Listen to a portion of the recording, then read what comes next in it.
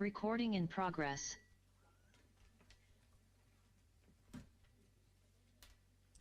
All right, good evening, everyone. The time is now 7 p.m. I call to order our City Council meeting for Monday, May 18th, 2026. For all of you that are able to, please rise for the Pledge of Allegiance.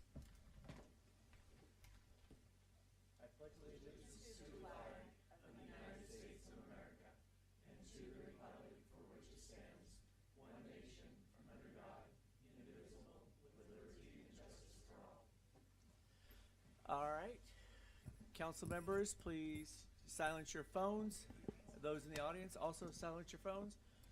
Turn your mics on. Speak loud and proud. Ms. Hogan, do you want to take roll call, please? Councilmember Burke? Aye. Councilmember Dowdy? Here. Councilmember Frymark? Aye. Councilmember Houston? Here. Councilmember Friend? Here. Councilmember Michelson? Here. All right. It is National Public Works Week, May 2026. So I have a proclamation for today.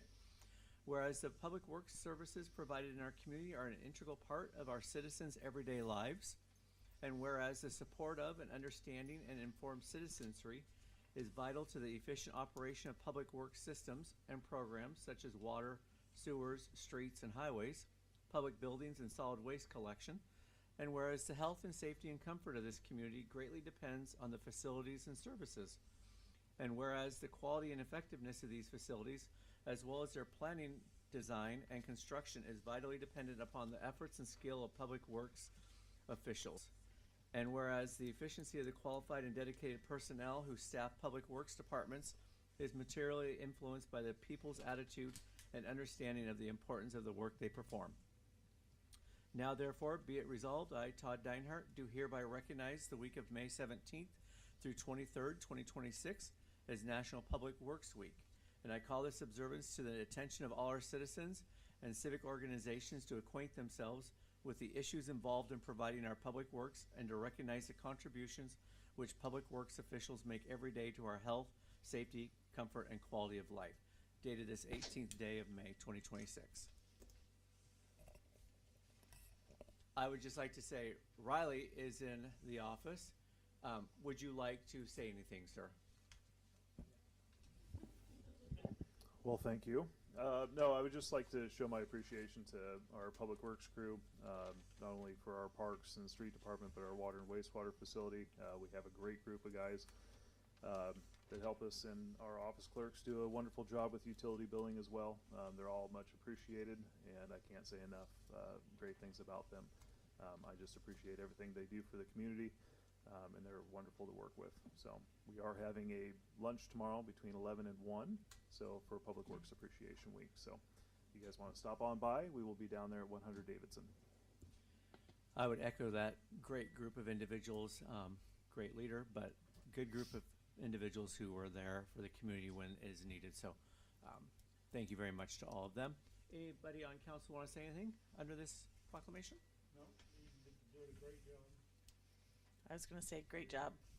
I'll bring in some cookies tomorrow to their dinner or for lunch. Is it steak or hamburger?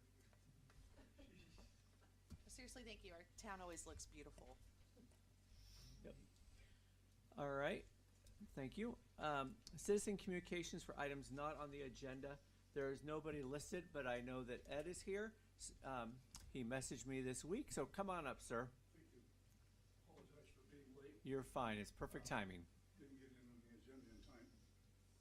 Hello, everybody, and council members and Mr. Mayor. May I use my notes on my phone? Absolutely. Okay, thank More than you. welcome.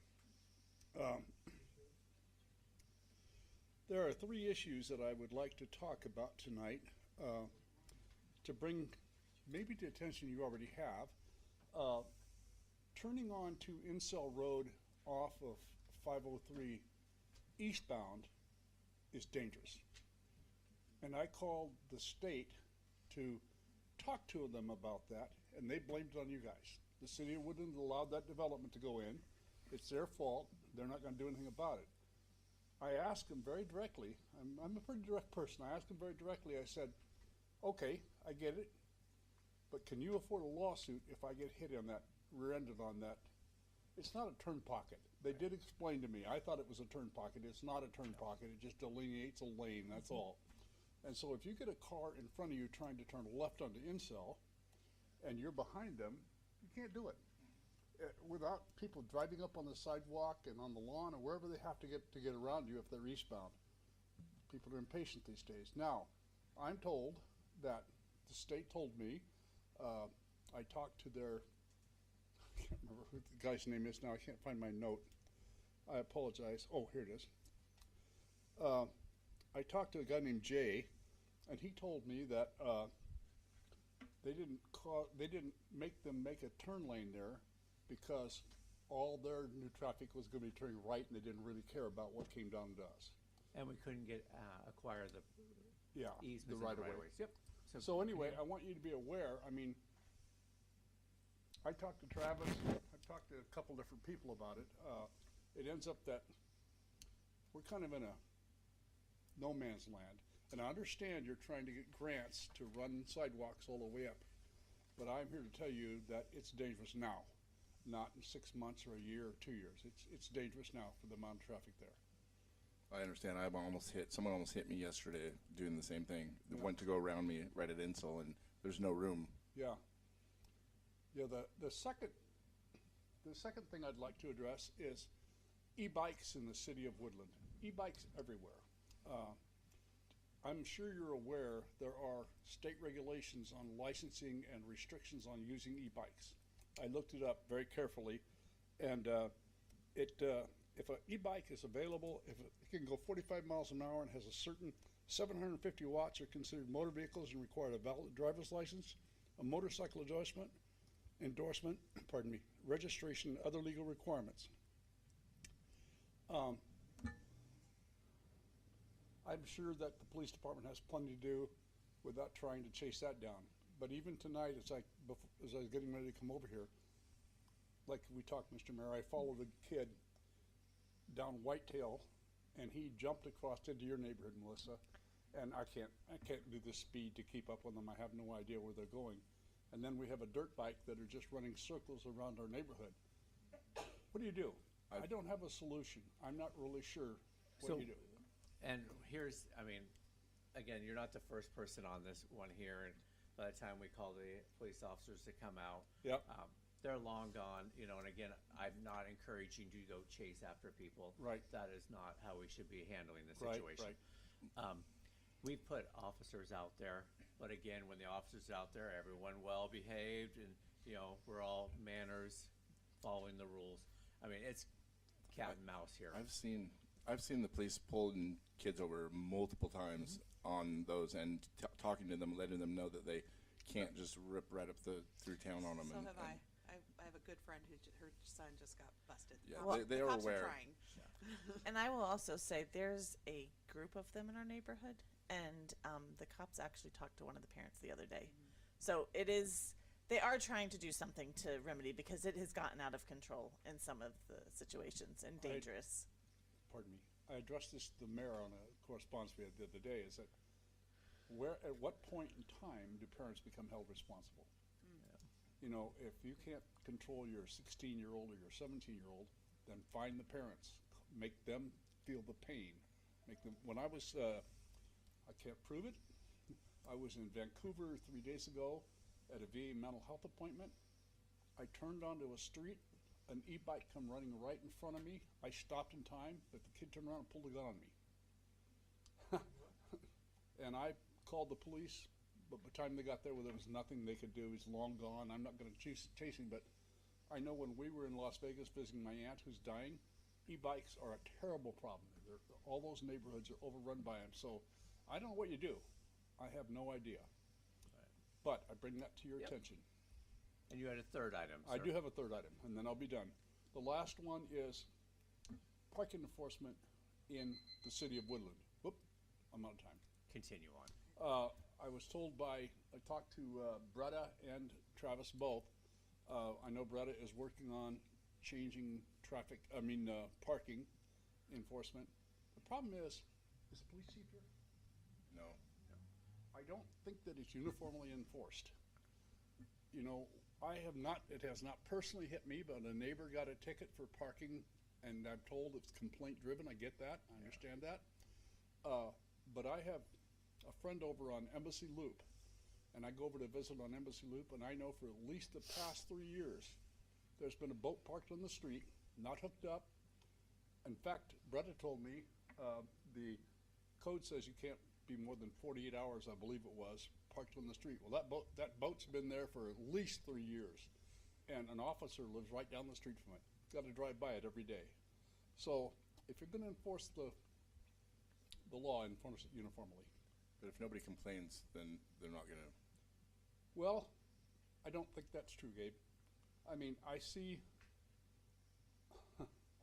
I think that if it's a law that's on the books, and the law enforcement can enforce that law, then they need to pay attention to it, whether I complain or not. If it's 48 hours, pretty obvious, the most casual observer, that thing's been there at least 3 years, if not longer. But I know from a fact, from that parking a boat on the street, I know a lot of people, and me personally, that we didn't have anywhere else to park it. And I went and talked to the neighbors before I left my boat there, and they didn't have an issue with it. Another neighbor didn't block any driveways, wasn't doing anything.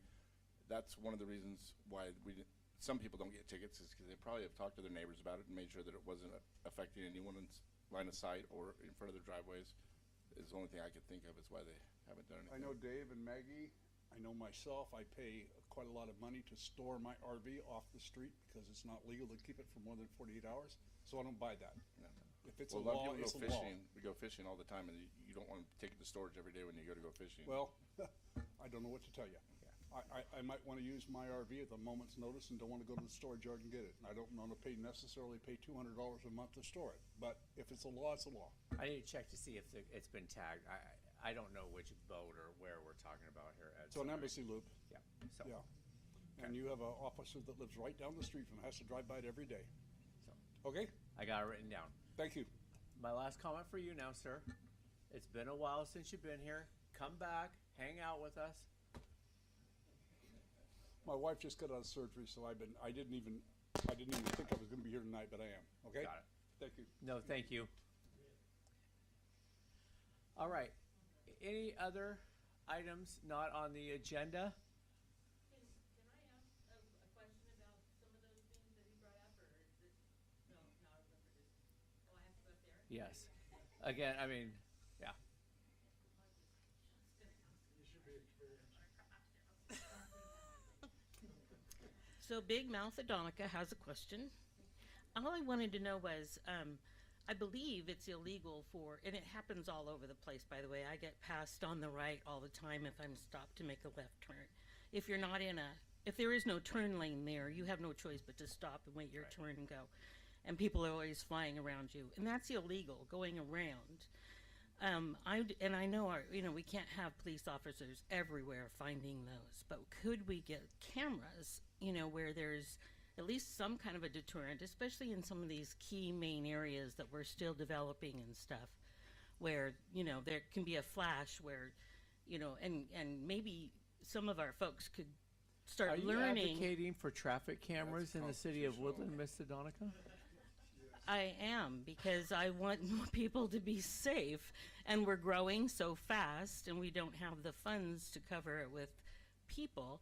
And I would love to tell the gentleman, if he puts a camera on his mirror, he could have caught that kid with that gun, and he could have used that to help protect himself. So, so there's definitely ways. I mean, they're everywhere. Why not make sure they're helping us? That's all I'm saying is, Yep. But yeah. Absolutely. Thank you. So, can I just ask a question?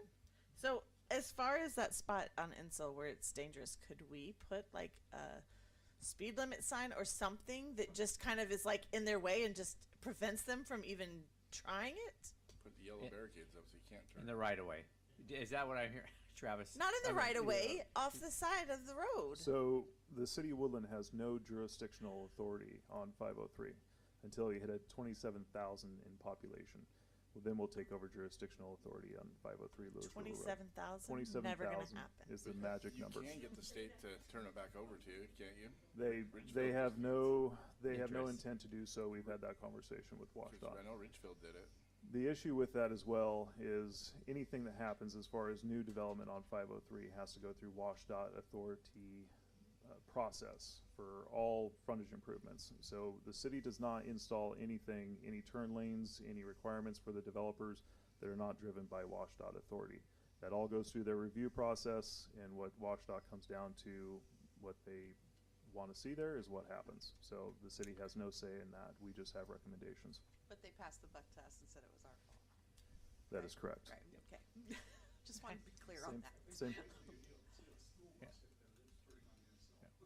So, all right, any other items not on the agenda? Okay, moving into agenda approval.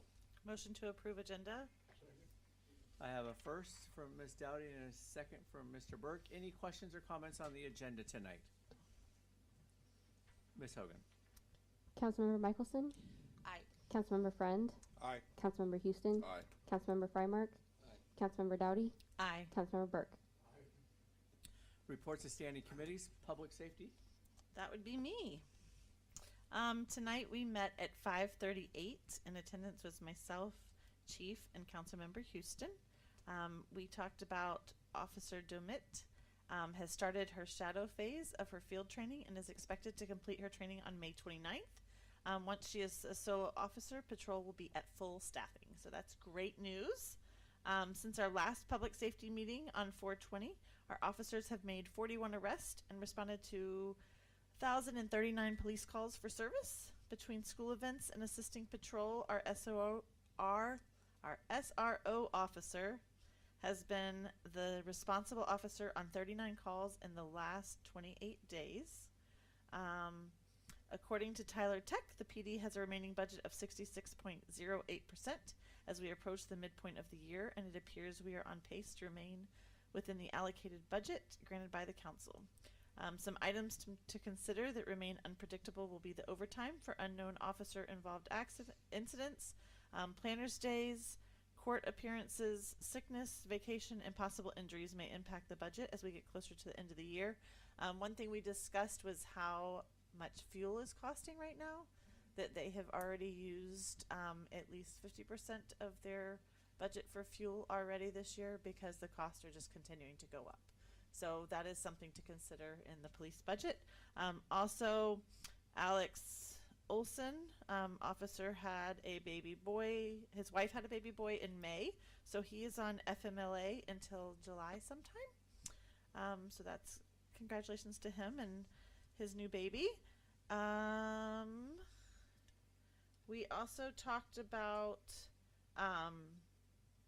Councilmember Houston would like to look at enforcing the alcohol consumption or no alcohol consumption at the park.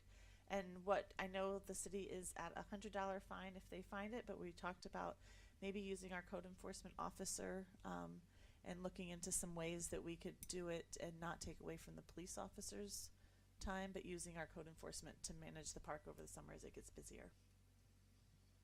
And we adjourned at 5:51, and that's it. Any questions on that report from council? Anyone from the community?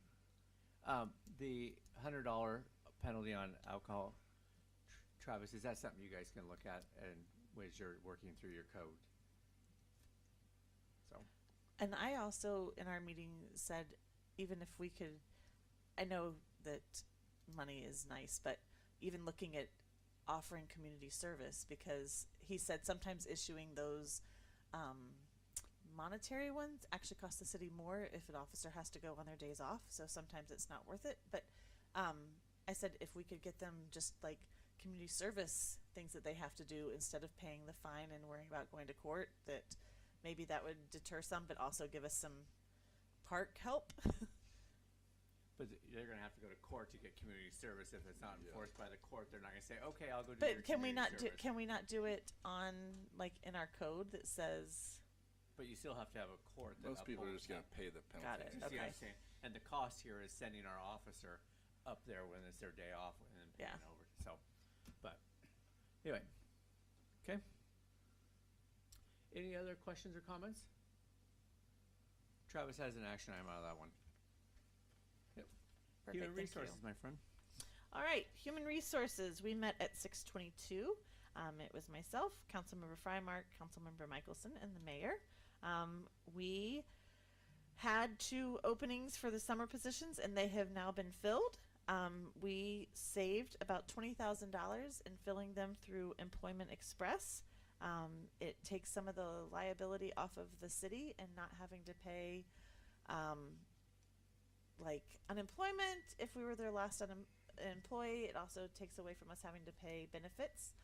So although we pay a little bit more per hour, we're saving and only paying 2/3 of what we budgeted. So that's great for the city, and probably something we will continue using in the future for our summer positions. We have 1 city council position open, and that will be doing 4 interviews tonight at the end of our meeting, and then swearing in our newest council member. Employee appreciation lunch is tomorrow from 11 to 1 at 100 Davidson. The lunch is actually at noon, so we can appreciate all of our city employees, including all of Public Works, because we just saw it's National Public Works Week, and we adjourned at 6:27. Questions on HR? All right. Finance. Right here. Mr. Houston. Finance meeting, 6 o'clock. We adjourned. It was Jason Friend, Councilwoman Friend, myself, JJ Burke, Terry Smith, and Amanda. And we discussed the financial policy and some of the major changes we had to the policy, which included revenue policy, expenditure policy, short-term debt, long-term debt, banking, and investments, and then no changes made to the fund balance priorities or the enterprise funds and the budget management or fixed assets and local improvement districts. We recently encountered some issues with Tyler Tech that are currently being addressed at no cost to the city. And the utilities, the city is working with Tyler Tech to establish an ETA for the system change. They're hoping sometime February 2027 to bring the in-house billing. But that's it. All right. Any questions on finance? All right. Moving into reports to City Council. I have something.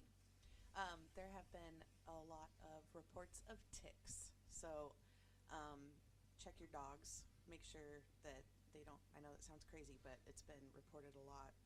Just in my personal life, I've heard a lot about dogs getting ticks right now. People are talking about it online. I'm sure it has to do with the warmer winter that we had, but there seems to be a big tick explosion. So make sure you're checking your dogs. And your kitties, all the things. Watch out for ticks. That's pretty much it. I got some. Okay. Or just kind of piggyback about the dogs. We've had some interest in the dog park, bringing a dog park to the city. I don't know if it's even a possibility or if the city would allow it. If it was somebody could get the money to put up the fencing themselves and no cost to the city. Down there at Gun Club at the end where the city park property is down there. At the end of Gun Club, out through the development towards the river. Oh, you're talking about on the south side Club, of on the river Riverside side of Road, the yeah. development where they have that area down there that the city owns. It's just nothing right now. Would that be a spot that they could possibly do a dog park if they were to pay for the fencing and everything? Unfortunately, you couldn't put up a Oh, fence that's right. down there. It's in the floodplain. Floodway. Yeah. Or what about next to Horseshoe, where the city shop is on the corner where it's already fenced in on 3 sides? That where there's parking right where you turn in to go to the lake, to the mobile park right there. The little grass field. So that's a discussion that we can continue later on. That's kind of part of a bigger project for an RCO grant that we're currently looking at. So we're building the infrastructure now to utilize that at later date. But we can continue that conversation. I would point in the direction of more of like the Williams Pipeline area, getting some of that designated as some sort of a park location, because that's one of the few items that you can actually put on a piece of property right there. Yeah. Okay. Perfect. Thanks. And one of the things that coming along with that is obviously who's going to pay for the upkeep, the maintenance, and pay for insurance on that property. I mean, yeah, it's definitely something that we're still interested in pursuing. We're waiting for some funding opportunities. Unfortunately, one of the only funding opportunities this year for that was an RCO grant that we already have an application in for a larger project. I think with the upkeep, you could definitely just the people that would be go into it would be more than willing to volunteer to keep it up and keep it looking nice. I'm sure. There has been a nonprofit that has officially formed, so Yes, she's they right could back always. there. Awesome. Oh, nice. Hello. Hi. Great job, by the way. Seriously. But yeah, with maybe volunteers to keep it, that could be something that could, keep the city safe from spending too much money. And if you see friendship bracelets going around with the QR codes on it, so you can donate to the Yes. park fund. We have problems over in Glenwood, where the old Coca-Cola plant was, who was gonna, and, dogs are going Mike. in there. You should, Mike. Oh, okay. And dogs are going in there and nobody picking it up. I think the city sold that, didn't they? So, city didn't own that. That That's was what I said. I the thought they pool sold that. owned that, and they, yeah, Yeah, that's it. It's The private, city it's and the private property. property. Miss Dowdy.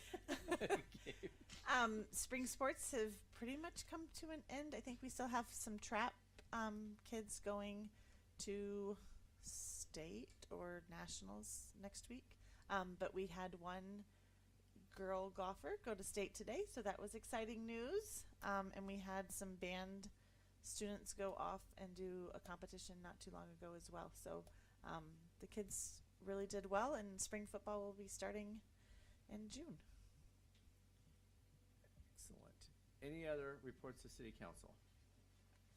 All right, oh, go ahead, Mr. Farmer. I want to announce publicly tonight that me and my wife will be leaving the state of Washington within a couple of 3 weeks. I'm not going to resign effectively the last Your mic's not on, sir. this month. I'm going to resign effectively the end of May, and I want to really thank the citizens of Woodland, the directors and their employees, Mr. Mayor, and the City Council for all of the consideration, the advice, the understanding they've given me in the past. I appreciate you all. This was a great opportunity.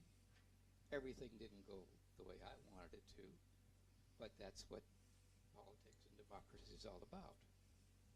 We operate as a pretty efficient machine up here, by and large, with very little dissension, and I'm glad to see that it's in capable hands going forward.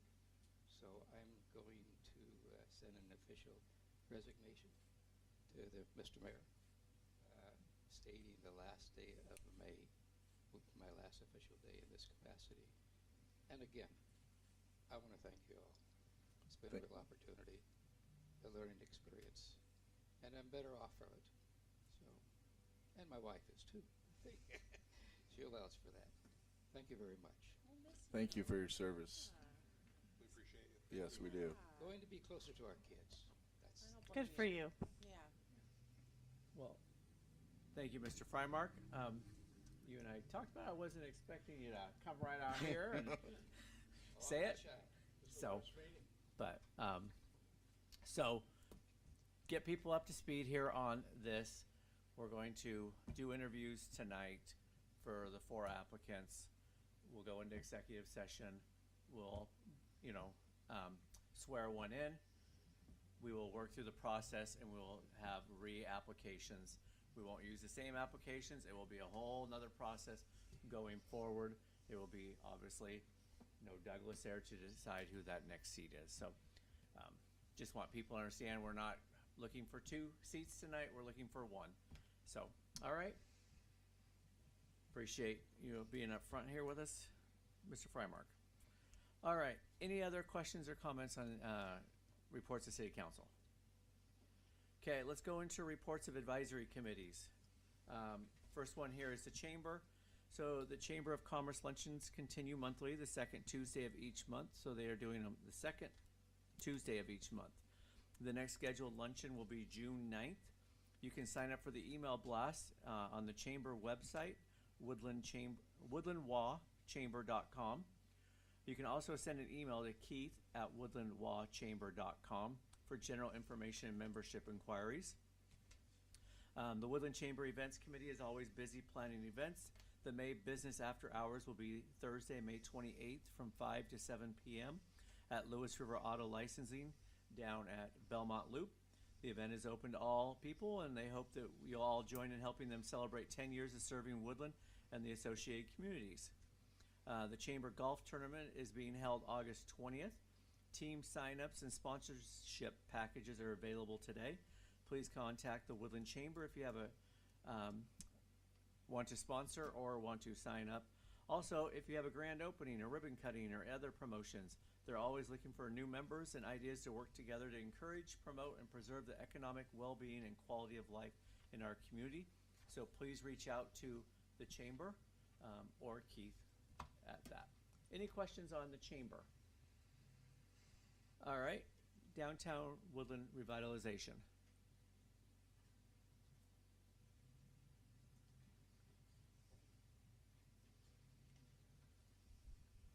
Good evening. Adonica Simpson with Downtown Woodland Revitalization. We are very, very busy doing a lot, getting ready for two major things going on. Our Hot Summer Nights is coming together really well. That starts July 10th and goes through August 7th. And if you follow us, it's easiest to get the information through our Facebook page, and it is just Downtown Woodland Revitalization. We put events together there, and then we have a lot of updates going there. So if you're able to follow us, it automatically notifies you. The movies have been picked. We have our bands sorted, and we have vendors coming. We have quite a bit going on. So for any updates, I would suggest checking us out there. We're also working actively on our soft opening for the Woodland Welcome Center. That is Monday, June 1st, and the hours will be from 10 to 4. We won't have everything all in place, but we've got quite a bit put together, and are very excited to have those doors open and welcome everyone in. So it's just busy, but we're doing good. Any questions? Just because were you able to get maybe any of the pamphlets or different like literature materials that were handed out? By the previous folks Yes. that handled that, there has not been any returned information on that. Okay, I'm just We're curious. we're just actively trying to get stuff in that is current and make sure we have things. Of course, our whole thing from the very beginning has been not just tourism, although that will be part of it. We'll be actively promoting all of our local nonprofits. So we'll be meeting with all of them, making sure we have accurate information from them to support their activities, along with, our restaurants, our schools, just, if anyone's coming and wants to know about Woodland currently and in our past, we hope to have a good representation of all of that. And then, of course, we'll be actively pulling in information on the tourist side of things as well. And referrals for lodging, it's just so. Oh, absolutely. Absolutely. And we're really hoping to meet with all of the local hotel owners and see if they'll work with us on offering perhaps maybe a small discount, like a referral program where we can help them get business, and then we can also locally get credit for that, so it will go towards our LTAC, responsibilities. Great, thank you. Yeah, absolutely. Okay. Are you guys going to be selling the passes for like the parks and stuff that they have sold in the past? Like We for the are day looking passes? into that. Okay. That again, we haven't gotten any information on that. Having been shared, we've Right. So we have to do our own research on that and figure out how to make sure that we have that in place properly. Okay. So I can't commit to that yet, but that is certainly the goal. Okay, perfect. Thank you. Any other questions? I'm looking forward to you guys being opened. Thank you. We are too. I think it's going to be great for the town. Excellent. Thank you Thanks. very much. Moving into reports to city officers, mayor's report. For sake of time here, I just want to point out one thing. I want to thank the Moose Lodge for doing the fishing derby this past weekend. The Moose Lodge does a lot for our community. Sometimes they're forgotten about down there, and it was one of those things. It was rain. I know there was long lines, but they literally did that all by volunteers. and local support. So anyway, shout out to the Moose Lodge and what they did for our community this past weekend, giving a bunch of kids an opportunity to fish down at Horseshoe. Upcoming events, city offices are going to be closed on Monday for Memorial Day. We will have a city council meeting on June 1st. We will have another city council meeting on June 15th, and then the planning commission is on June 18th. Again, not sure what day, if it'll be the 1st or the 15th, that we will do our next round of interviews for the vacant city council position, but it will be either the 1st or the 15th. Any questions on that? Okay, let's move into consent items. Approve the minutes of May 4th, 2026. Second. I have a first from Mr. Burke and a second from Ms. Dowdy. Any questions or comments about the minutes from our prior council meeting? Ms. Hogan? Councilmember Burke. Aye. Councilmember Dowdy. Aye. Councilmember Freimark. Aye. Councilmember Houston. Aye. Councilmember Friend. Aye. Councilmember Michelson. Aye. Moving into action items. Action item C, approve the vouchers from May 2026 first half. Motion to approve the vouchers? Second. I have a first from Mr. Friend and a second from Ms. Michelson. Any questions or comments about any of the checks from this past month? Hearing none. Ms. Hogan? Councilmember Michelson. Aye. Councilmember Burke. Aye. Councilmember Friend. Aye. Councilmember Dowdy. Aye. Councilmember Houston. Aye. Councilmember Freimark. Aye. Moving into action item D, authorize the mayor to appoint Scott Peabody to the Civil Service Commission. Motion to approve, Scott Peabody? I have a first from Ms. Dowdy and a second from Mr. Burke. Any questions on this? Mr. Peabody is already on the Civil Service Commission. The opening came up. He was very eager to reapply and has reached out and enjoys doing that. And Mr. Burke talked to him today. With that, Ms. Hogan. Councilmember Freimark. Aye. Councilmember Houston. Aye. Councilmember Dowdy. Aye. Councilmember Friend. Aye. Councilmember Burke. Aye. Councilmember Michelson. Aye. Action item E, ordinance number 1590, code and amendments for accessory dwelling units to comply with House Bill 1337, second and final reading. Make a motion to approve? Second? I have a first from Ms. Michelson and a second from Mr. Burke. This is the second and final reading coming out of these House bills. Any questions or comments on that? Ms. Hogan. Councilmember Dowdy. Aye. Councilmember Houston. Aye. Councilmember Freimark. Aye. Councilmember Burke. Aye. Councilmember Friend. Aye. Councilmember Michelson. Aye. Moving into action item F, ordinance number 1591, code amendments for child care centers to comply with and gross substitute State Bill 5509, Motion, second and final reading. motion to approve ordinance number 1591. Second. I have a first from Ms. Dowdy, a second from Mr. Freimark. Any questions or comments on this state bill with the changes to child care centers?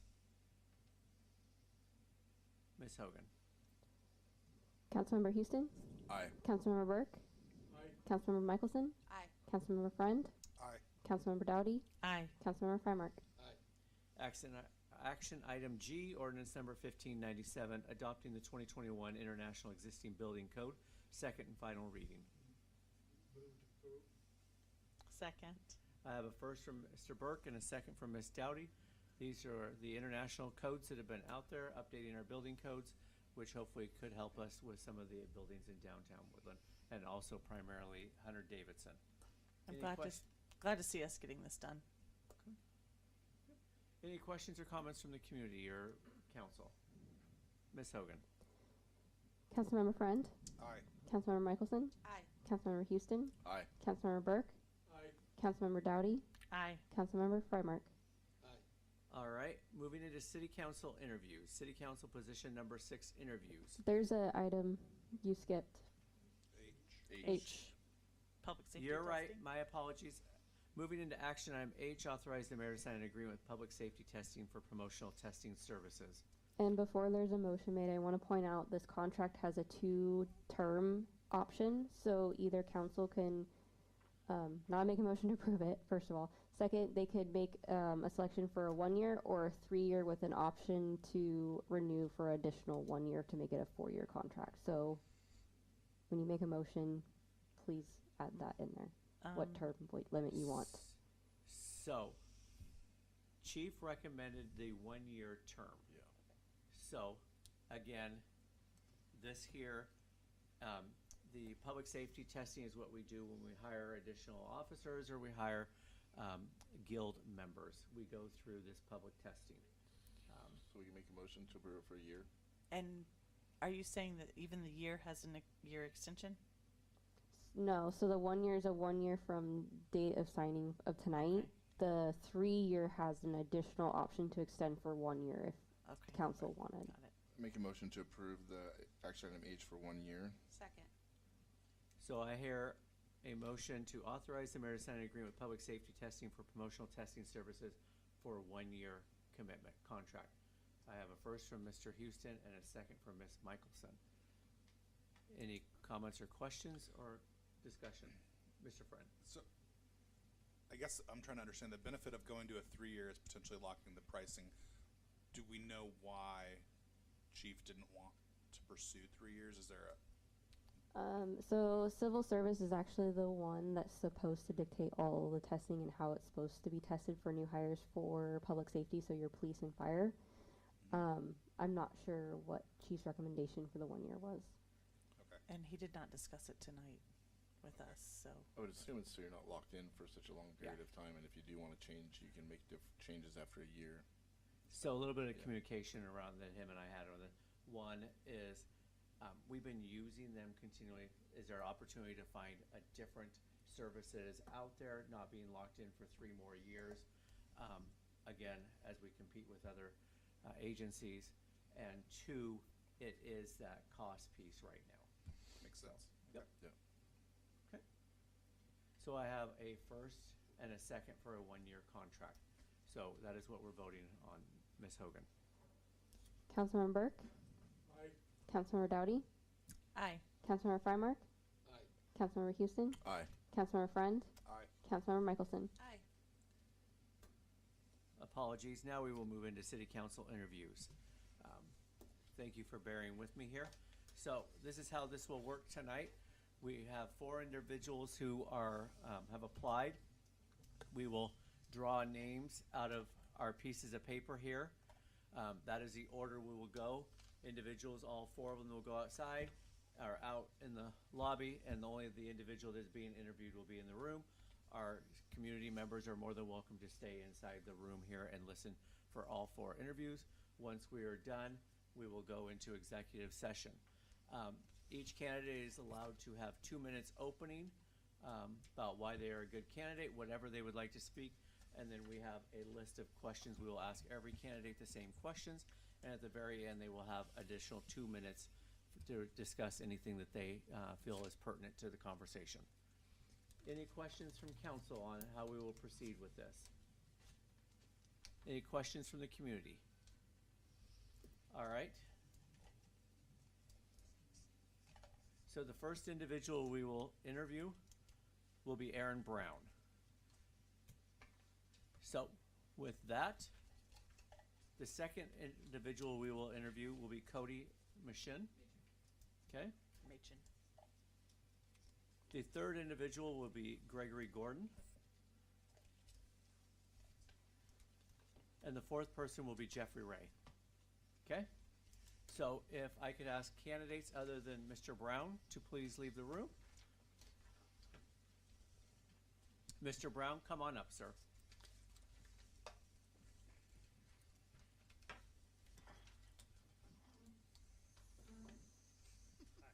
Hi, Aaron. You state your name. All right, Mr. Brown. Start 2 minutes. Anything you would like us to hear, and then from there we will go into our questions. Thank you for having me, and I'm really excited to apply for this position. Been a member of the Woodland community for 6 years now, and raised my family here. We've got 4 kids, 2 of them are in college. All 4 have gone through Woodland schools. I'm very interested in helping the community of Woodland, and I've got a background in relationship management and in being a liaison actually for my profession. So I feel like my skill set is definitely in line with the position requirements. So looking forward to answering your questions. All right, excellent. So, Gabe, do you want to start with the first one, and we'll just work our way down, and away we go. Okay, tell us about your previous public service to the Woodland community and how often do you attend Woodland City Council meetings? I'll start with the last question first. For the last 6 years, I've attended city council meetings fairly regularly. I don't attend every city council meeting, but I do attend quite a few, and I'm very interested in the process. In terms of what I've done to help the community of Woodland, specifically, I'm a member of Downtown Woodland Revitalization, and I've been a part of Downtown Woodland Revitalization since April of 2024. Thank you. How have you helped contribute to making Woodland a better community? How have I helped Woodland become a better community? Well, I think one neat thing that I get to be a part of is helping open the brand new Welcome Center. I feel like that will definitely help the city of Woodland gain traction with respect to people who are visiting our city, people who live within our city and want to learn more about Woodland. So I'm really excited to be able to help with opening up the new Welcome Center. Being a member of Downtown Woodland Revitalization has been something that's been really excellent for me, a great way to help the city as well, revitalize downtown, where so many things can take place in terms of the city getting together more often, having events, and just raising my family here as well, teaching my kids to be involved and trying to get friends and neighbors to be involved. My wife and I actually have put a lot of work into notifying people about city council meetings and just getting more and more involved with the process here in Woodland.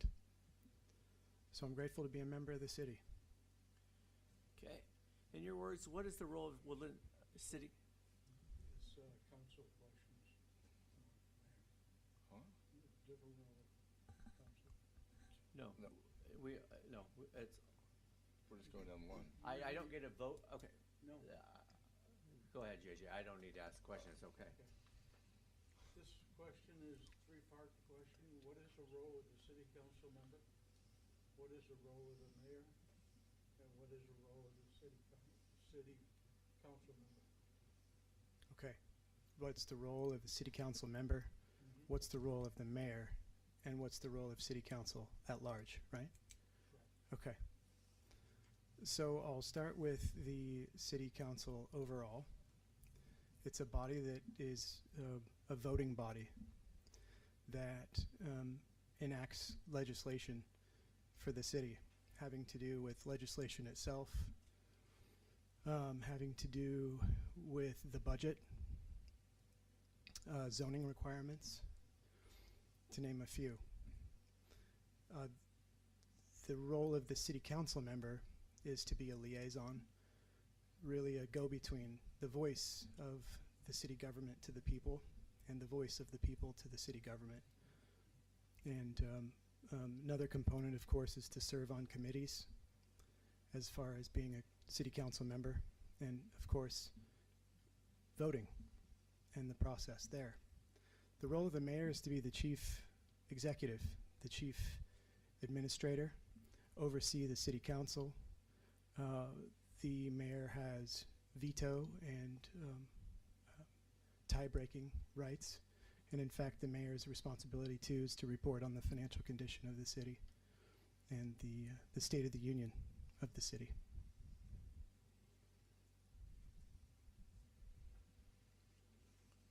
Mr.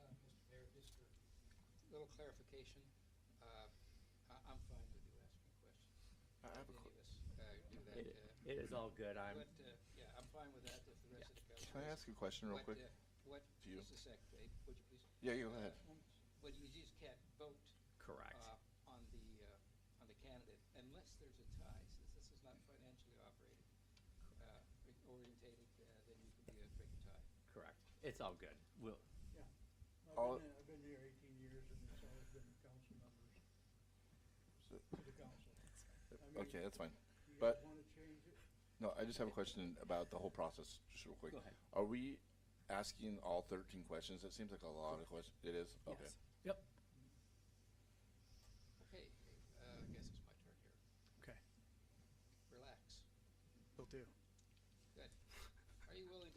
participate and commit to the requirements of a city council member, including attending 2 city council meetings a month, in addition to committee meetings, reading 100+ agenda pages prior to each meeting, and coming prepared to discuss the materials. How will you handle these demands? The first answer is yes.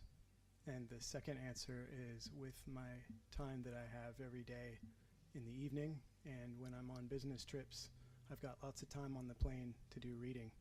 So I'll be keeping up on the reading while at home when I'm not working, and I'll be keeping up on the reading when I'm on trips and I've got time. So I'll make time. All right. Do you attest to meeting all of the requirements of a city council member? I can read those out. 18 years of age, registered voter in the City of Woodland jurisdiction, City of Woodland resident for at least 12 months prior to appointment, and live inside the City of Woodland limits during the term. Yes.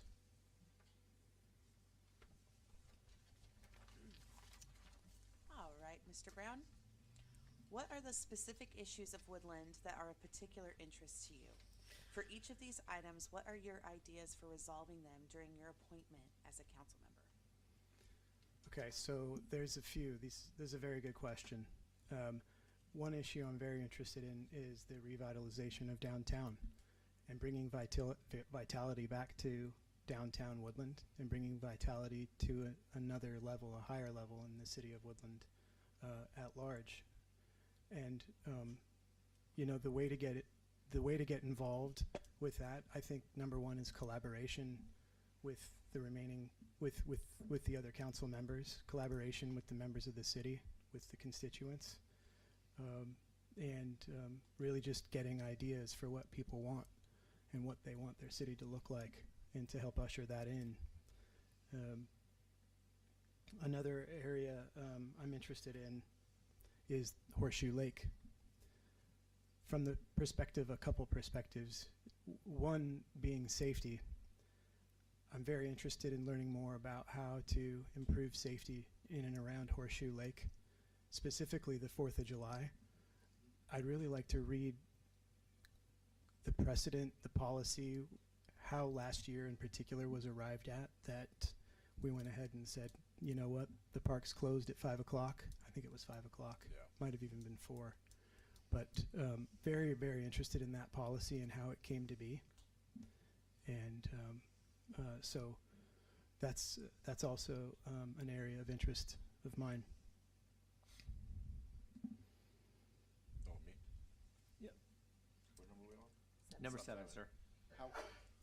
How will you handle citizen complaints and negativity towards you personally and council as a group? That's a really good question. I think the first aspect is going to be to listen. Really listen carefully and to seek to understand.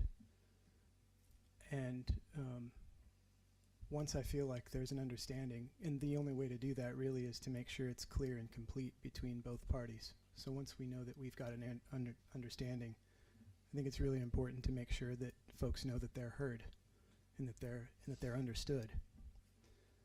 And once that's complete, if applicable, if appropriate, I would then connect with the appropriate parties if I need to bring it to other council members' attention, Mr. Mayor's attention, etc. The job is to be liaison, to be the connective tissue between the public and the city government. So that would be the ultimate goal. Help line them up with the resources that they need once I understand what they need. Thank you. How will you handle citizen complaints regarding city employees? Example, rude city employee. Another good question. I'll answer it almost exactly the same way. I'd like to understand where they're coming from. I'd like to listen and empathize. Look for ways to not just understand what the complaint is, but look for where the truth might be. Look for where there might be ways for them to reconsider what they're thinking about. But I think the way really to get at that the best is to listen and to seek to understand, to empathize, and then of course from there to connect them with the resources that they need.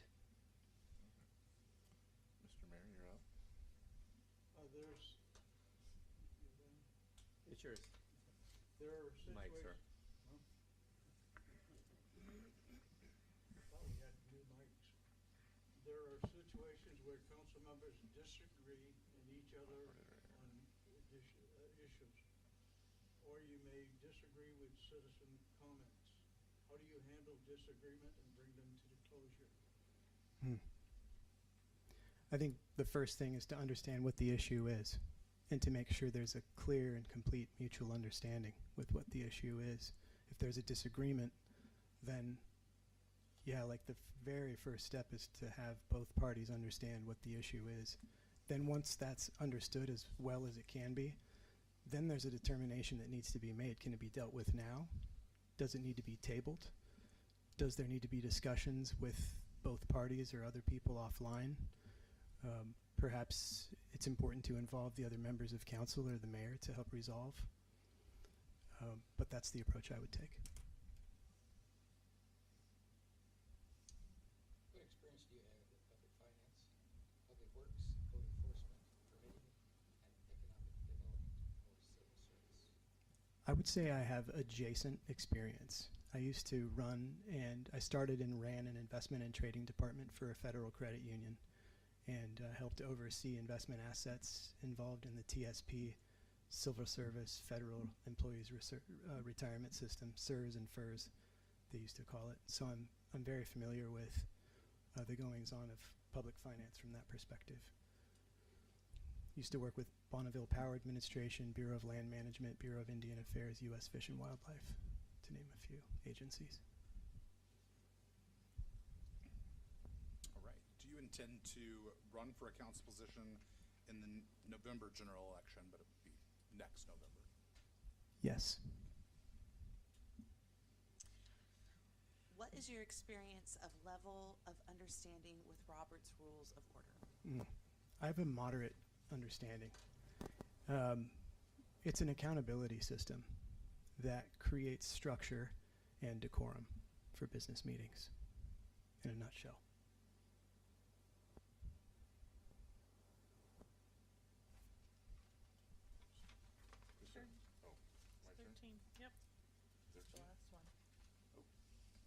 Is there any additional information that we should know will assist with our decisions to appoint you as a council member? Let's see. Well, I would just add more detail that I've been a relationship manager for over 25 years. 16 of those years has been with Fisher Investments, and my job is to be the liaison between our clients and our firm. My specific team, you have to have at least $10 million to be on my team. I'm in charge of nearly $1 billion of client relationship assets. And so I have a lot of experience in conflict resolution, a lot of experience in objection environments, objection-based environments. The work I do has to do with the stock market, and I don't know if anyone's unfamiliar with this, just in case it's very volatile. And so working within a volatile environment is my wheelhouse. So I would definitely share that in terms of my job experience. You know, you have the opportunity to work with someone who could have been on the Wonder Years. I don't know if you knew that, but I married the woman I got to grow up next door to. She moved in next door when we were 10 years old. And at the time, we didn't realize we'd have 4 kids together that would go through Woodland schools and that we would have 2 in college and whatnot. But that's a fun fact about me. My wife and I grew up next door to each other. And it's my most treasured blessing. So you're like Fred Savage. So I'm like Fred Savage. That's awesome. Yeah. That's so cool. Cool. All right. Sort of like that question there. You got 2 minutes. What do you, lay it out to us, Mr. Brown. What do you got for us? I would like your nomination and your vote. So I ask you very directly for both of those things. I feel like my job background, my career background points in terms of skill set right at this position for the city. I'm driven to help the city, and I have a lot of compassion. So I'm really looking forward to listening and looking forward to aligning interests and creating the space for even better communication than Woodland already has, both between each other as citizens, between the city and the constituents, and even if we can get involved with other city organizations like the schools and the port and the city. I know that there's a lot of effort being given always to improving and maintaining those relationships as well. So from the perspective of what this position really asks for, which is a liaison, someone to serve on committees, and someone to be a voting member, someone who's integral for the development of new policies for the city of Woodland, I'm very, very interested. And I feel like my qualifications once again add up to it. So please, please nominate me and please vote for me today. Thank you. Excellent. Thank you. Thank you, sir. The reason, that, just so we're clear, the reason the question on there about whether they're going to run, this position ends in 3.5 years, but at the next general election, they're required to rerun for that position. So, Mr. Brown, I need you to exit the room, please, and let the next, let Cody in, please. Thank you.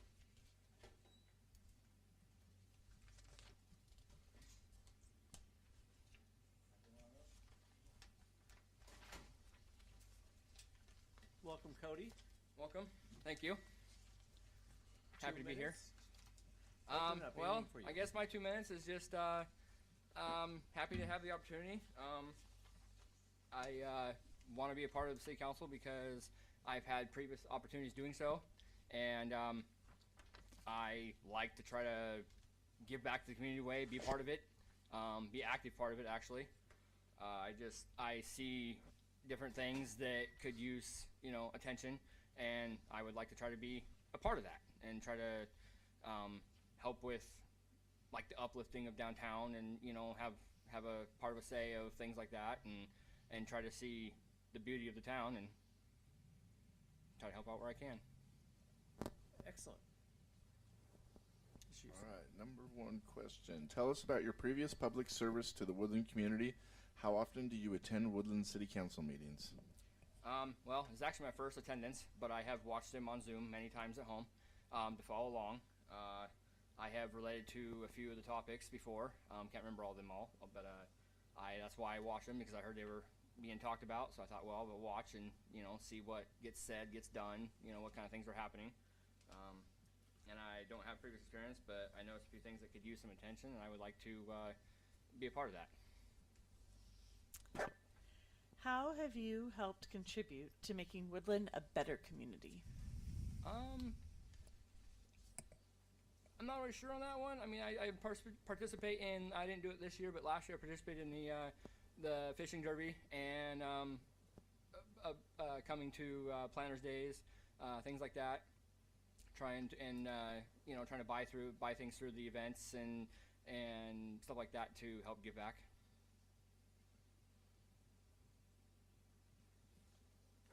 What is the role of the city council?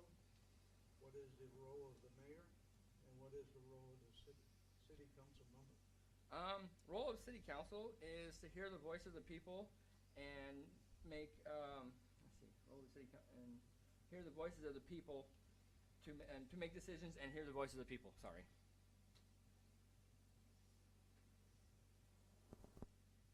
And then the role of the mayor is to role of the mayor. Mayor is a chief executive officer and of a municipality overseeing day-to-day operations. And then the role of the city council member is having key roles and responsibilities to the community.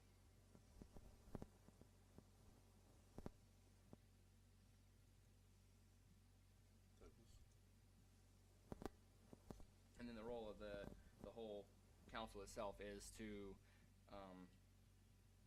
hear the voice of the people and try to help the community as a whole.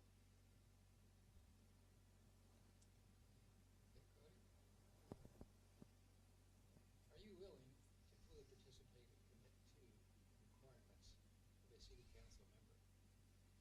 This includes attending 2 city council meetings in a month, in addition to committee meetings, reading 100+ agenda pages prior to each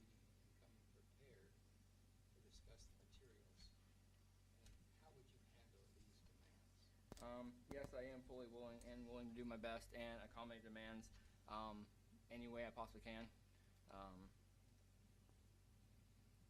Just being ready and willing. All right. Do you attest to meeting all of the requirements of a city council member? And I'll read them. 18 years of age, a registered voter in the City of Woodland jurisdiction, City of Woodland resident for at least 12 months prior to appointment, and live inside City of Woodland limits during the term. Yes, I do. I've been here for almost 3 years, and I can say yes to all of that.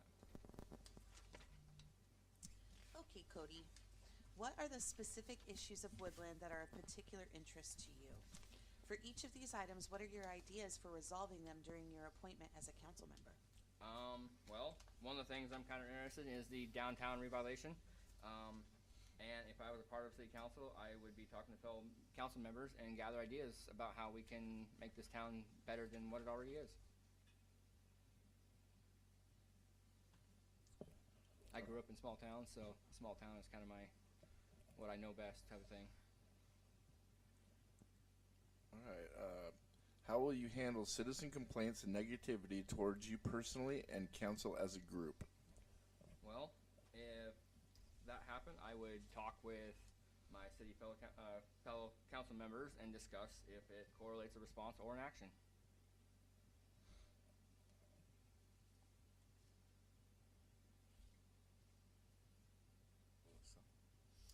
I'm ready.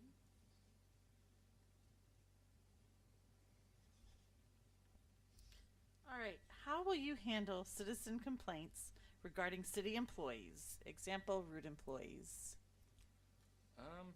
I would either address that with the mayor or fellow city council members and talk to the respected members or whoever I need to talk to in correlation to that.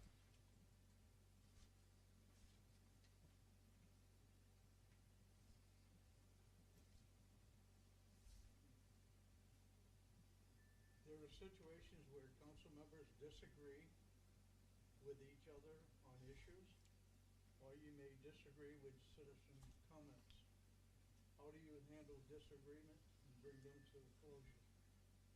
Well, I would listen to them and their opinions and try to find a respectable solution that everybody can be happy with and doesn't step on toes, things like that. All right. What experience do you have in public finance, public works, code enforcement, permitting, economic development, or civil service? Well, I know that this falls under civil service, so back in 2017 I was a surveyor for a little bit, so I know I have past experience in that. Public finance, public works, never really done anything like that, but always been interested in being part of a county crew, you know, road works, things like that, and trying to help out where I can. All right.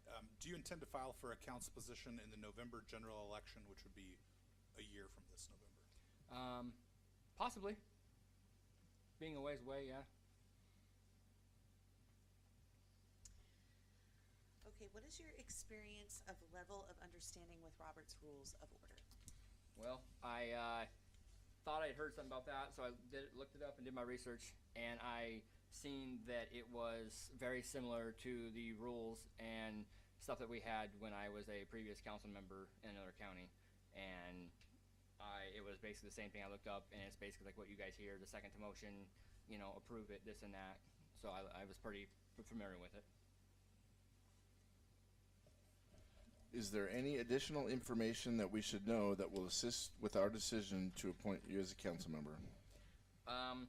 Yeah, like I said before, I have previous policy council experience for early Head Start in Cowles County, and I also got Senator Jeff Wilson to come to a meeting to advocate for Head Start.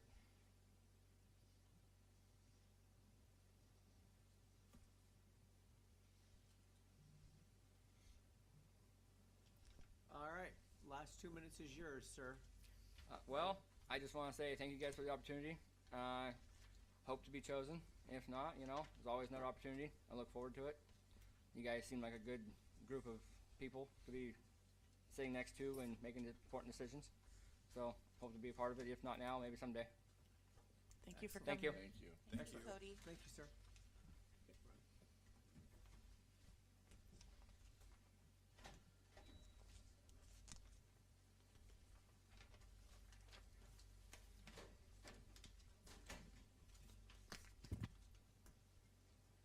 One second, sir.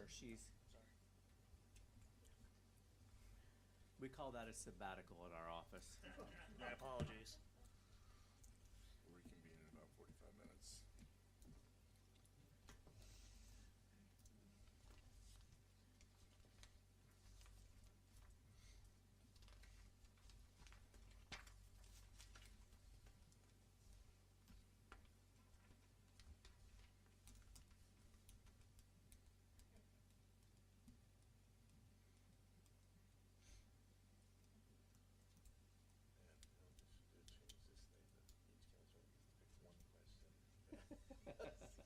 It's a lot of questions.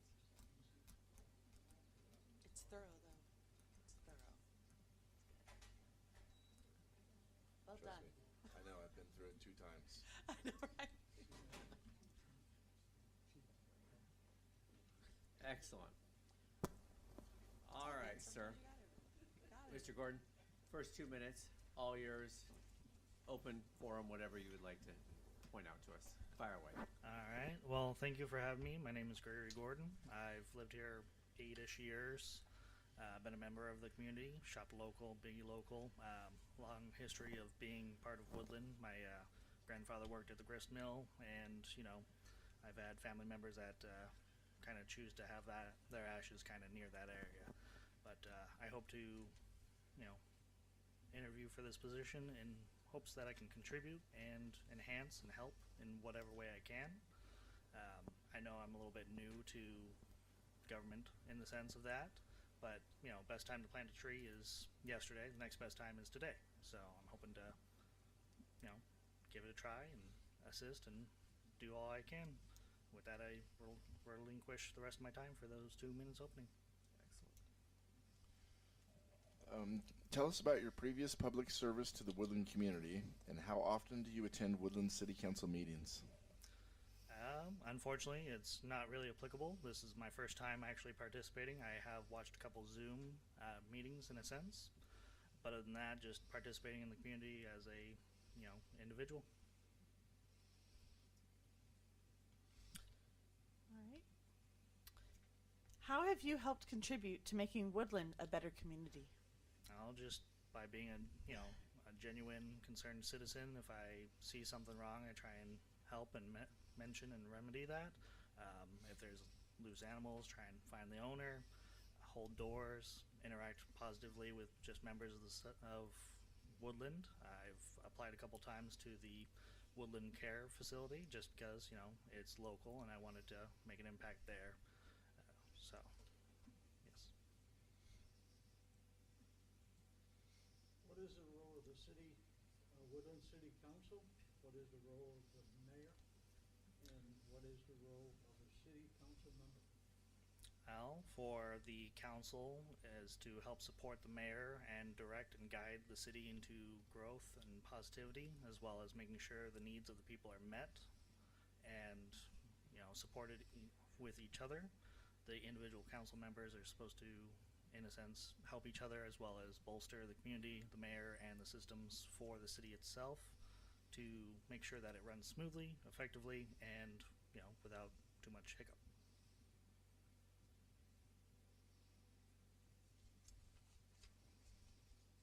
Are you fully willing to participate and commit to the requirements of a city council member?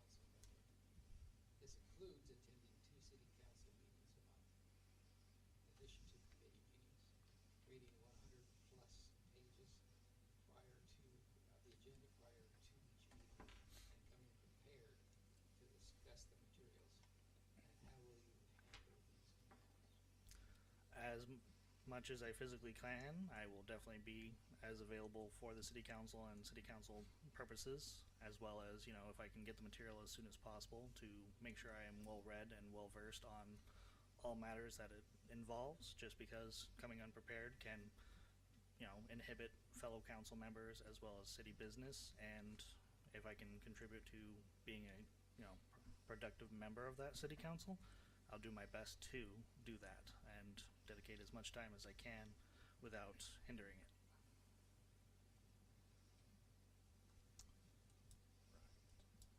Do you attest to meeting all of the requirements of a city council member? I'll go ahead and read those. 18 years of age, registered voter in the City of Woodland jurisdiction, City of Woodland resident for at least 12 months prior to appointment, and live inside City of Woodland limits during your term. To the best of my abilities, yes.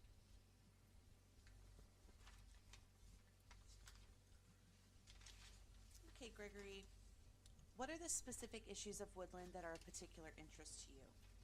For each of these items, what are your ideas for resolving them during your appointment as a council member? Well, one of them is the Woodland Revitalization, because I've walked downtown on a weekend and it seems a little, not as active. So some of my hopes for that is to actively participate, get more kind of events going, as well as, participating, being a member of that, making sure the communities and business feel supported. That way they can, feel like they can contribute more as well, and just highlight those things that are around downtown. Another moment, or another thing with that, is the traffic, in a sense. I know we're growing, and that a lot of people, not just myself, have those concerns about that and how we can meet that. With that, to just be able to help assist with the council, as well as, finding out how we can potentially bridge those gaps, because I know there's a lot of bureaucracy in between. But just reaching out to even private landowners to see if they're willing to help and contribute a little bit with easements and such, because I live near Insil, and that kind of does come up with traffic as well. So just kind of viewing as many options as possible to try and solve those issues for the betterment of our town.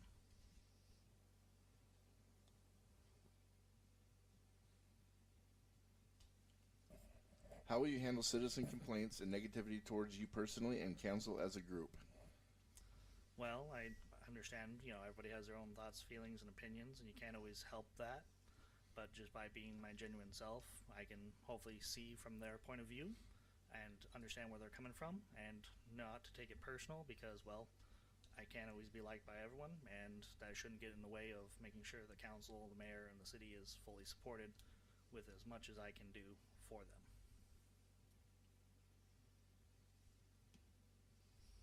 All right, how will you handle citizen complaints regarding city employees? Example, a rude city employee. I would listen to the complaint. If there's details, take that down, as well as kind of look into an investigation if that warrants that, as well as kind of ask for multiple sides, because there's always two sides to every matter, and kind of follow up on who, what, where, and why, just to kind of get people's viewpoints on that, because again, people can view things differently, and I shouldn't really affect everything and gum up everything. And I had a couple people request, JJ, that you guys talk in your mic more because they can't hear you online. What was that? Talking to your mic. Okay, yeah. I was trying to write. Okay, there are situations where council members disagree with each other on the issues, or you may disagree with citizen comments. How do you handle disagreement and bring them to a closure? Well, try and see from their point of view, as well as where they're coming from. Listen with open ears and understand where they're coming from, as well as respecting them as a human being, because, arguments and disagreements don't necessarily need to devolve into other things, because everyone has their own opinion, and they're, the right to their opinion, as well as their speech, but we can still come to resolutions respectfully.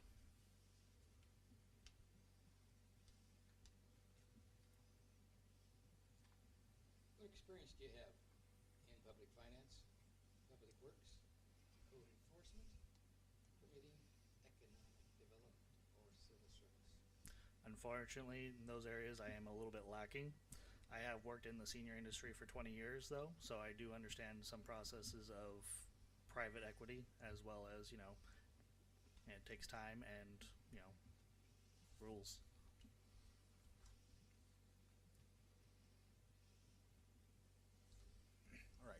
do you intend to file for a council position in the November general election? So it would be a year from this November?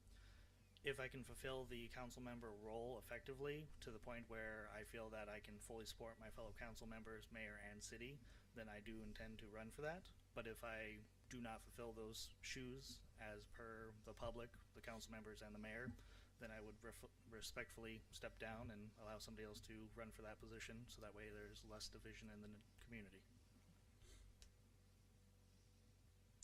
What is your experience of level of understanding the Robert's Rules of Order? So I have the book on my bookshelf, but I have not cracked it open in a couple of years. Okay. But I am a quick study and a quick read. Is there any additional information that we should know that will assist in our decision to appoint a council member? I'm always eager to learn and grow as an individual, as well as, a member of a team or a council, just because, not everybody comes to the table full of experience and knowledge, but that's why I'm always hungry for that growth and that, knowledge that other people have. Just because, everybody knows something I don't, but you don't know until you actually talk and communicate and learn from them. Excellent. So those are our questions. Now it's 2 minutes for you, sir. Closing comments, anything that we should know, leave us with. Well, I appreciate, you all having me here, and, the folks of Woodland.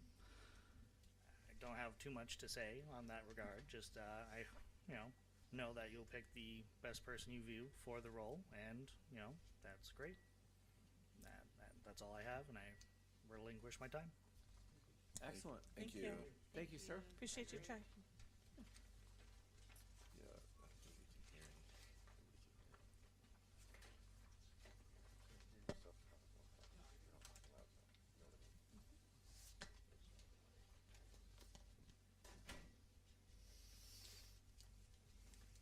Hey, Jeff. How's it going? Good. How are you? Good, 2 good. minutes. Opening mic. What do you got for 2 minutes? Sure. So my name is Jeff Ray. I am a citizen of Woodland. I've lived here for 8 years. I have lived in Washington State for almost 50 now.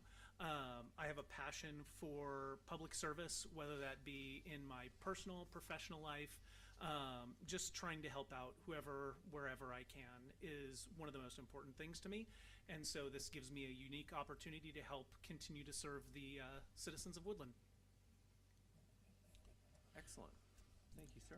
Tell us about your previous public service with the Woodland community and how often do you attend Woodland City Council meetings? Sure. So previously I was on the school board for approximately 5 years, 1 year spent as the president of the Woodland School Board. Prior to that, or continuing through that, I have volunteered with Planters Days. Generally it's kind of a volunteer or voluntold position that I get to support with, whether that was supporting the princesses, trying to fundraise with tickets, or on the back end helping just kind of low-key, unofficially support however I could during the actual day of Planters Days. I have tried to help with that when I could. Additionally, I have volunteered with the VFW with movies in the park, hot summer nights, that sort of thing. I volunteered with some of them to make hot dogs in the park, that sort of thing.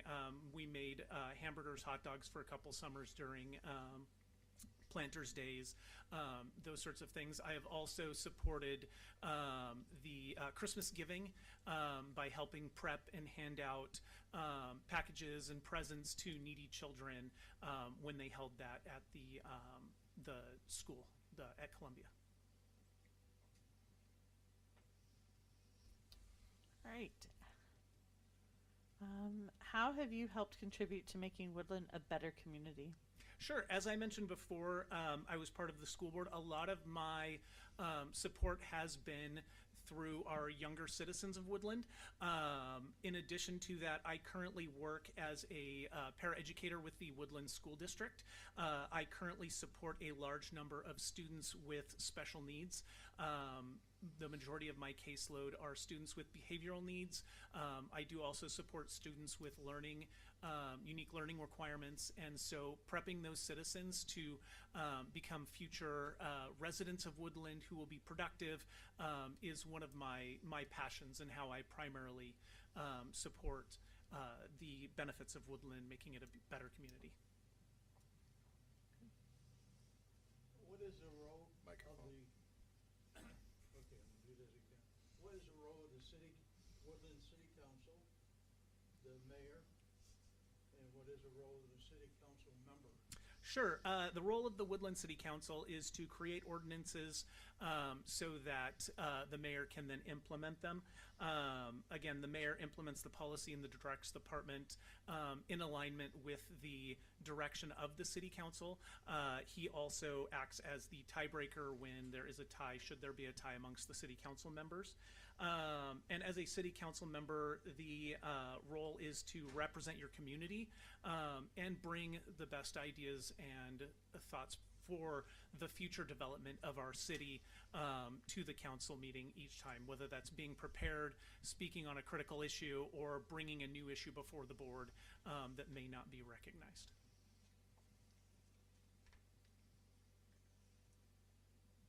Okay, are you willing to fully participate, commit to the requirements of a city council member? This includes attending 2 city council meetings per month. Mike. If you can't hear it like this, then you're not talking loud enough. No? No? Well, can you hear me now? I can. I don't hear. Perfect, just like that. Yep. Okay, let's start that again. Are you willing to fully participate and commit to the requirements of a city council member? This includes attending 2 city council meetings per month, in addition to committee meetings, and reading 100+ agenda pages prior to each meeting and coming prepared to discuss the materials. And how will you handle these specific demands? Sure, I definitely 100%. As a former member of the school board, I am used to reading large documents. Our budget is quite intensive in terms of having to read that, and so reading 100+ page agendas or documents is not unfamiliar to me. In addition, having to being the president, I had to kind of work with the superintendent to come up with the agenda items and other things that we would put in there. So, I mean, having to kind of look at those before I even had to look at them officially is something that I'm familiar with, and budgeting the time for that will not be a problem. Let's see. Yeah, I think that's about it. I mean, there's no problem with attendance. I work fairly early in the day, and so my nights are completely open in terms of scheduling and other commitments that we may have as council members, and I can make up arrangements ahead of time should the need be for that. Right. Do you attest to meeting all of the requirements of a city council member? And those are 18 years of age, registered voter in the city of Woodland jurisdiction, City of Woodland resident for at least 12 months prior to appointment, and live inside the City of Woodland limits during the term. I mean, I have to check my license to see if I meet the 18 age requirement, but other than that, yes, 100% I meet all of those requirements. All right, Jeffrey, what are the specific issues of Woodland that are of particular interest to you? For each of these items, what are your ideas for resolving them during your appointment as a council member? So this question is one that got me, and probably the hardest one for me on this form. I could lie to you guys and say it's the traffic, it's the housing, it's this or that. It's none of those. The big thing for me is just serving the public, and it's whatever form that comes. Thinking back to the city council and some of the ones I've watched, it's more what has a passion for me is, in a way, future-proofing Woodland for all that we have to come. There was something that was said last meeting that kind of surprised me and really was the catalyst for me to actually think about an active role on the city council, and that was when Travis mentioned that we were going to be given a quota in terms of population, and whether we meet that in the city or the county meets it outside of the city, one way or another it's going to get met. And that really concerned me because it impacts all of the big things that people have talked about. And so the idea of future proofing and making the decisions now rather than putting them off to future city councils is something that has been something that I've thought about quite often when some decisions are made either by previous councils or our future councils as well, is thinking about what impact that will have on our future residents, on our current residents, and making sure that we, if we are pushing that off, that it is the right decision, or could we, in the moment, make the best decision for the future? And that's what is of particular interest to me, so. How will you handle citizen complaints and negativity towards you personally and council as a group? So that's a great question. Having been a school board member, my first 3 months into COVID, we had a lot of negativity.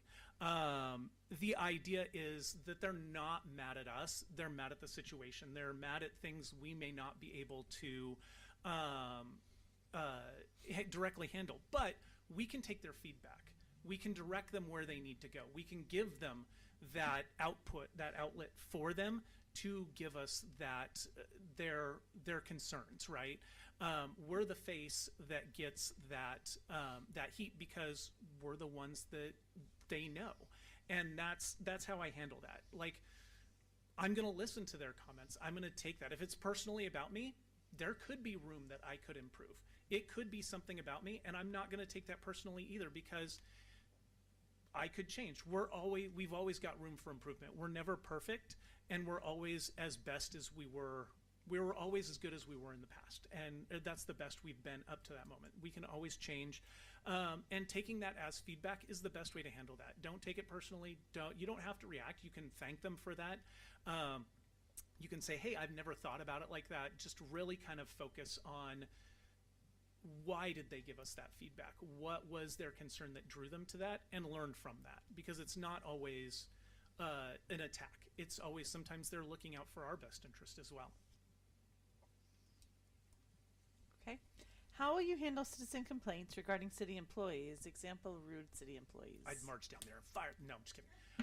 No, not at all. Again, having been part of the school board, I understand the process. I'm going to take that feedback.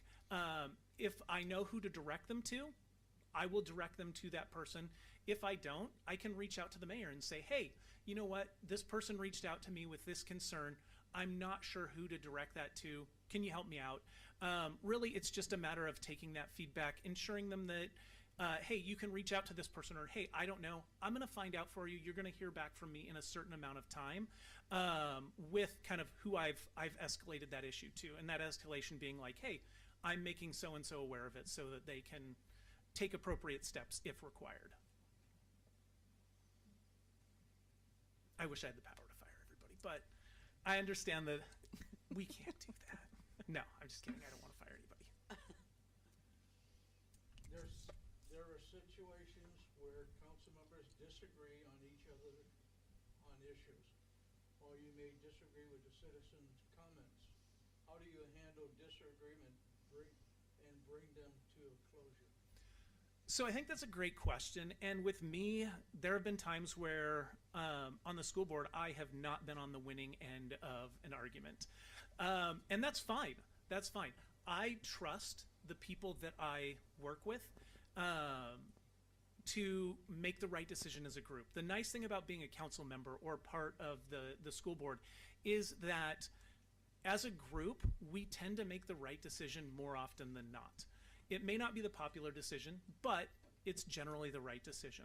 And for example, using an example from my past, and Todd came to a school board meeting where we were looking to cancel the process for selecting a school board or superintendent. And he had questions about why we were doing that and what the secrecy was behind that.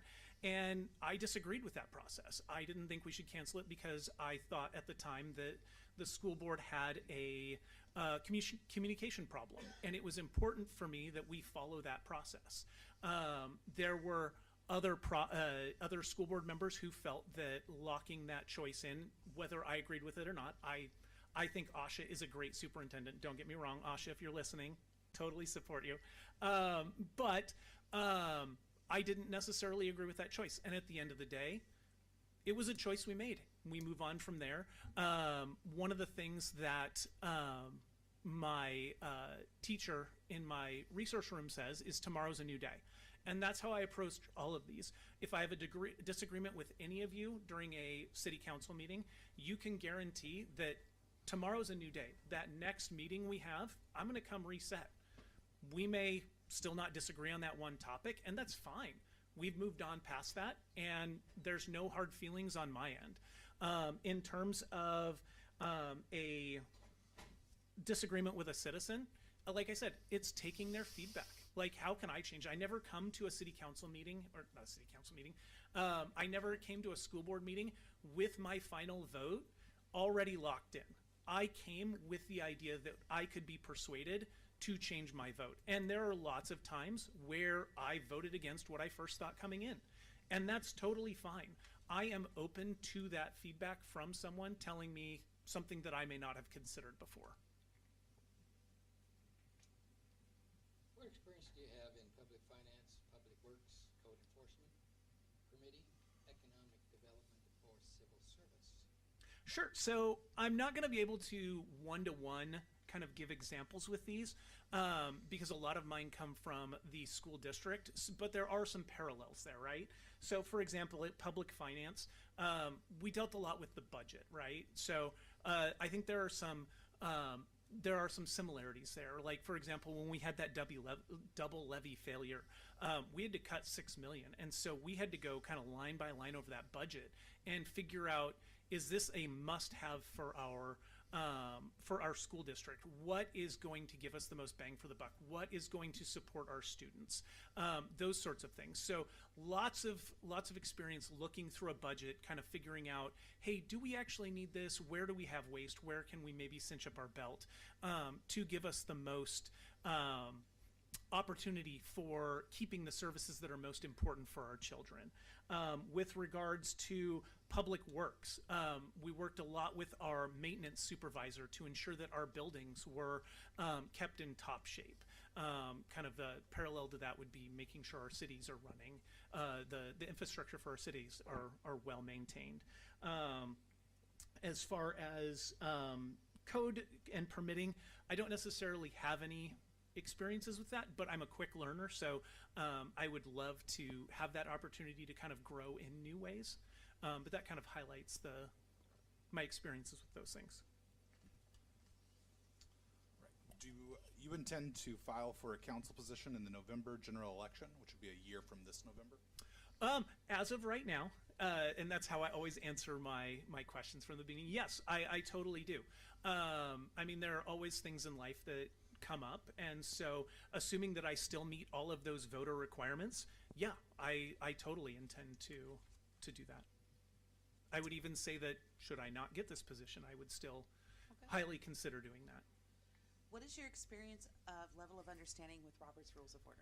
So I have a love-hate relationship with Robert's Rules of Order. I mean, I love it as a tool to hold meetings. Like, it is a great tool for that. It's definitely one of those things that I think can get in the weeds a little bit, but when used in a way that is productive for meetings, it is really a really good tool. Again, having been the president of the school board, I've had to uphold Robert's Rules of Orders in meetings, whether it's through heated discussion or just a basic conversation. I've had to help kind of troubleshoot modifications to motions, all of those different things, and it's definitely fun to kind of work backwards and try and figure out, okay, what was this motion for first? Which do we do first? But it's really an interesting tool, and I'm fairly familiar with it, that I could probably jump into a council meeting and fit in like I've been doing it for a while. If you guys haven't, I highly suggest going through Jurassic Parliament. It's a dinosaur-themed lesson on Robert's Rules of Order that is really fun. So cool, thank you. Is there any additional information that we should know that will assist with our decision to appoint a council member? Again, I just want to reiterate my passion for public service. It's something that's been huge for me. I've always, ever since I was a kid, wanted to work in the public sector, work with the public, become someone who does that public service that gives back to the community. Because without the community, I mean, we're really just nothing. I mean, it takes a village to raise even an adult, right? We support each other, whether it's through our local gas stations, our schools, our city councils, from the lowest worker to the highest person. We're all a team here, and getting to work in the public sector or even in an elected position, even as an appointment, is something that I've always wanted to do since leaving the school board, wanted to rejoin. So yeah, that's all I have to say. Excellent. Appreciate that. Now you have final 2 minutes. Anything that we should know about you? Anything last minute items? No, I just want to take the opportunity to thank you all for allowing me the opportunity to do this. Again, this is not something that is for everybody, and I definitely don't envy the choices you've made getting to talk to my fellow candidates out there, so I will leave you to that. Excellent. Thank you. Thank you so much. All right. You can all come back in, Jeff. All right. The time is now 8:41 p.m. We will go into executive session until 8:56 p.m. for 15 minutes, and then we'll come back. Executive session RCW 42.30.1101H to evaluate the qualifications of a candidate for the appointment to elective office for position number 6.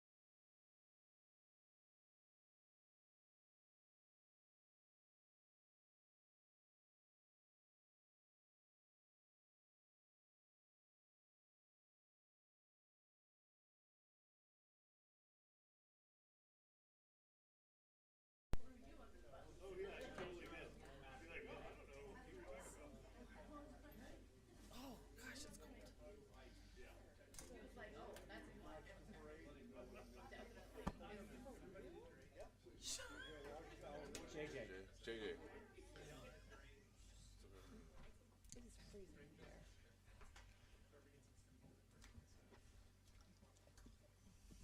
All right, the time is now 8:56, and we exit executive session and come back into our general session here.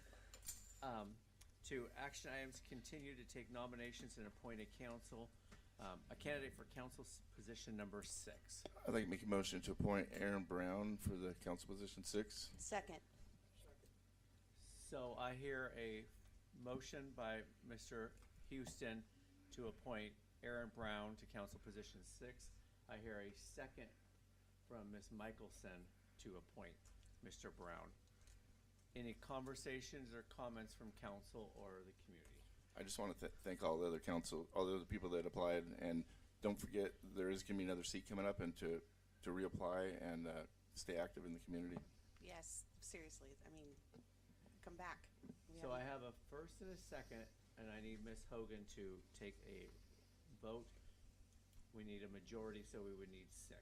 Or, I'm sorry, we would need 4 out of the 6. Councilmember Burke? Aye. Councilmember Dowdy? Aye. Councilmember Frymark? Aye. Councilmember Houston? Aye. Councilmember Friend? Aye. Councilmember Michelson? Aye. With that, Mr. Brown, we welcome you to our city council. The other individuals, we say thank you very much. With that, we will take the oath of office for Mr. Brown this evening. And please, please reapply. Yes, they turned me down. I did it twice. Yeah, I did too. I applied. I did it twice, so don't feel discouraged. So with that, Mr. Brown, please come forward.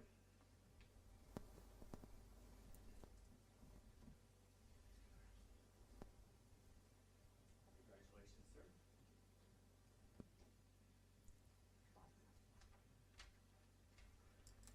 Raise your right hand, sir. I state your name. I, Aaron Brown, Do solemnly swear do solemnly swear or affirm that I, or affirm that I, a citizen of the United States a citizen of the United States and the state of Washington, and the state of Washington, that I am legally qualified am legally qualified to assume the office to assume the office of City Council position number 6, of City Council position number 6. that I will support the Constitution I will support the Constitution and laws of the United States and laws of the United States and the state of Washington, and the state of Washington, and that I will faithfully and I will faithfully and impartially and impartially discharge the duties discharge the duties of this office to the best of my ability. of this office to the best of my ability. Congratulations. Do you want a picture? Do you want a picture with your wife up here?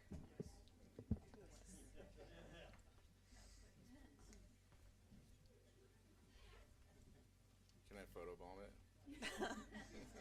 Oh, I heard that. We'll take care of that problem. We'll need you to sign this before you go, sir. Meeting adjourned. Aaron said he wants to sit here right next to me too. You can officially come sit. Yeah. He's been sworn in. Aaron, come have a seat. Have a seat, sir. All right. Don't forget the first. The first is our next meeting. Please look online for additional applications. All right, with that, Motion to end meeting. Second. it is now 9 o'clock. Have a great evening, everyone. Thank you. Are you guys questioning what he did? Record.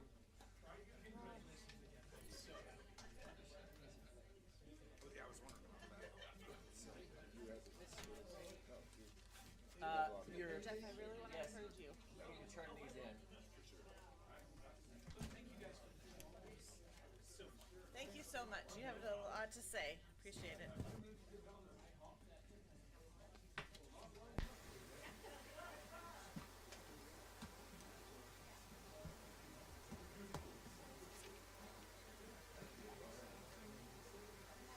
You guys have your forms, please? Oh, you need them? Yeah. Just to let everybody. Yeah, I'll take those. Oh, my.